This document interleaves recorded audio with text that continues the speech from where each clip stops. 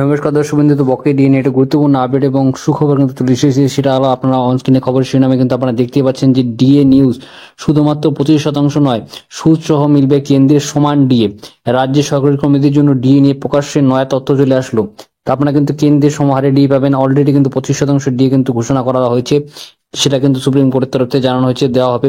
তো সেখানে কি বলা হচ্ছে আপনাদের একটু জানিয়ে দিচ্ছি। সুপ্রিম কোর্টের রাজ্য সরকারি কর্মীদের ডিএ মামলায় যে রায় দিয়েছে তা ভাস্কর ঘোষের দাবি যে 25% ডিএ নয়, সুদ সহ একেবারে সমস্ত সরকারি কর্মীদের ডিএ কিন্তু আদায় করবে। এবং তিনি আরো জানিয়েছেন যে দীর্ঘ লড়াইয়ের পর বকেয়া ডিএ বা মহার্ঘ ভাতা রাজ্য সরকারি কর্মীদের পক্ষে রায় দিয়েছে সুপ্রিম কোর্ট।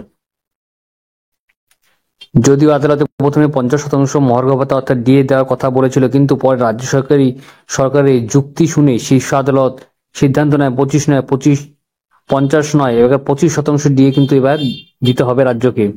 এই ডিএ মামলার রায় ঘোষণার পর থেকেই চলছে জটিলতা। এবার এই ডিএ মামলা নিয়ে বিস্ফোরক মন্তব্য করেছেন সংগ্রামী যৌথ মঞ্চের আহ্বায়ক ভাস্কর ঘোষ মহাশয়। তিনি কিন্তু জানিয়েছেন যে 25% থেকে শুধুমাত্র শুরু। ভাস্কর ঘোষের দাবি যে রাজ্য সরকারের যে বর্ধিত মহার্ঘ ভাতা শুধু মাত্র রাজ্য সরকারি কর্মীরাই উপভোগ করবে তা কিন্তু নয়, পৌরসভা, পঞ্চায়েত, সরকার প্রসূত বিদ্যালয় এবং অন্যান্য সরকারি উদ্যোগ কর্মীরাও এই আইনি মহার্ঘ ভাতার অধিকারী তিনারা হবেন। এবং তিনি আরো বলেন যে বকেয়া ডিএ প্রতিটি পয়সা 100% সুদ সহ আদায় করা হবে।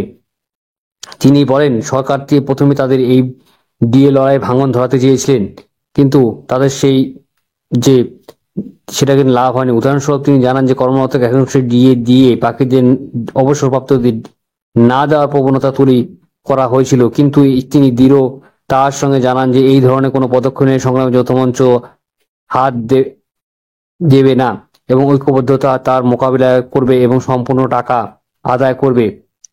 তিনি এও জানিয়েছেন যে সব মিলিয়ে শীঘ্রই রাজ্য সরকারি কর্মীদের অ্যাকাউন্টে ঢুকবে বাড়তি টাকা, তারা কেন্দ্রের সমান হারে কিন্তু ডিএ পাবে বলে আন্দাজ করা হচ্ছে। তো আশা করি আজকে ভিডিও ভালো, যদি লাইক করবেন, শেয়ার করবেন, চ্যানেল সাবস্ক্রাইব করে পাশে অবশ্যই প্রেস করবেন। জয় হিন্দ, বন্দে মাতরম। ধন্যবাদ ভিডিওটি দেখার জন্য।